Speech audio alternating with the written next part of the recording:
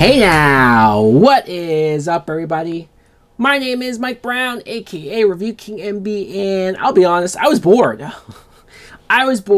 So I decided to look up what horror movies are coming out in 2020. I have done my 31 Days of Horror. I have watched a lot of horror movies over the last month, and I have enjoyed some of them. I've hated some of them, but that's the beauty of horror, right? So next year, what do we have to look forward to? And what do we have to maybe be and discuss that's coming out? Let's start with number 10. Number 10, Escape Room 2. Now, I saw this from Wikipedia, so who knows? Some of these movies might not really be happening. Maybe there's a slot slated for them, but they're not exactly really in production or shot, or maybe it'll be pushed back another year. That happens a lot. And maybe there are horror movies that aren't listed that we'll find out later at some point. Escape Room 2 I have on this list because the first movie I thought was okay at best. I'm hoping that if they do a second one, that they improve upon that. They make it less like a Saw ripoff, which is what I thought the first one was coming off as. I think we need some more interesting characters, more reason for us to care about them being put into these situations and them trying to survive, making the games more intricate as opposed to seeming impossible to beat. I think it's an interesting premise, like I said, but we need to do more with it. We need to, and maybe just have some fun.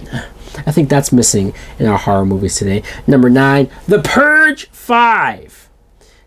This is listed, and maybe the Purge movies have gotten to the point where they have jumped the shark. Maybe people would agree with that. You could argue that maybe the brand itself is being watered down because it has a TV show on the USA Network, and that can't go as hardcore as the movies do. So I don't know how anticipated this movie would be or will be. I don't know where we are in the time frame because the last Purge movie was a prequel. Number 8, the Candyman reboot. If this was a flat-out remake, and who knows, maybe it is. Maybe it is. But I heard that, well, not only is Jordan Peele producing it, so that's a good, but supposedly it's a reboot and it's not a remake flat out, that it still may be connected to the original movie. If that's the case, then maybe that's the only reason why I'm not angry and I'm more looking forward to this. Number 7, this is interesting. The Organ Donor, or at least that's how it's listed right now on Wikipedia. This is the Chris Rock Saw movie that we've all heard about and that we're all still like, what the fuck? Chris Rock doing a Saw movie? At least he came up with the story. He's apparently starring in the movie with Samuel L. Jackson. I cannot believe that this is a real movie. I'm waiting for the SNL skit to come out of this. I'm waiting for the parody. I'm waiting for them to reveal that this is all a spoof or just, I don't know. Apparently it is a sequel. It's not a remake or a reboot, which is, again, what we always hear now. Reboot doesn't always mean remake. Apparently it can also mean sequel as well, and they don't just want to say a sequel. They don't want to say it's Saw 9.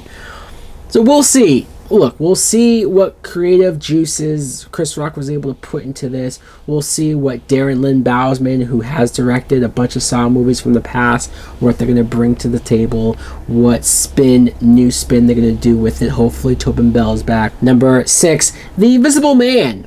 This is going to be directed by Leigh Whannell, so that you have me in there. I think he's an interesting filmmaker, but also taking this premise and doing a new horror thing with it, having it not be connected to that dark universe, but you're going to give me something maybe more horror, maybe more scary, not what they were trying to do, but Leigh Whannell will take it in a direction, hopefully will take it in a direction that will keep me interested. Number 5, Fantasy Island. I wasn't really familiar. I mean, I've heard of it, but the TV show or the old movie that this is based off of, I'm not familiar with that. I just saw that it seems like a messed up premise. A group of people who are trapped on an island and a bunch of horror stuff happens to them. I'm just willing to go along with it, honestly, at this point. Number 4, Gretel and Hansel. I saw the trailer for this. I thought it looked creepy. I thought it looked interesting. So that's why it's on the list. Number 3, The Conjuring 3. I don't know for sure if this is happening. It's listed. I would love a Conjuring 3 movie. I think the first 2 have been very scary, very spooky. A lot of great memorable moments from it. The spin-offs, there's some good, there's some bad. But I think if you get down and dirty with the Conjuring movies themselves, I think you can't lose. Vera Farmiga, Patrick Wilson, those characters, real life characters. I think we could do something interesting with them. Number 2, A Quiet Place Part 2.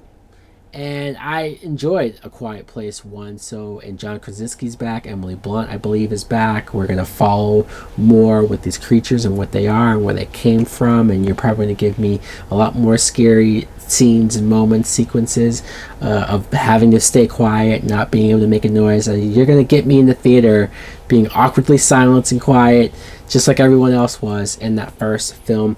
And for number 1, for what I think is the most anticipated horror movie of 2020, Halloween Kills. Need I say more? Michael Myers, Jamie Lee Curtis, Laurie Strode, the same directors, same writers. Everyone's coming back. If you know, maybe not everybody loved Halloween, the last one, but I think for me, if it's in that same tone, if it's in that same continuity, if we're gonna bring back Tommy and Lindsay from the original film and have them be grown up and have them be screwed up for what Michael Myers did, like, you're gonna bring some new depth and layers to this franchise that should have been there from the beginning.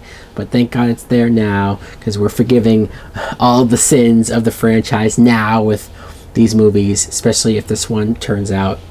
Anyways, guys, let me know in the comments below. What do you think of horror movies for 2020? Do you think it looks promising? Do you think it looks like it's gonna suck? What's your most anticipated horror movie of next year?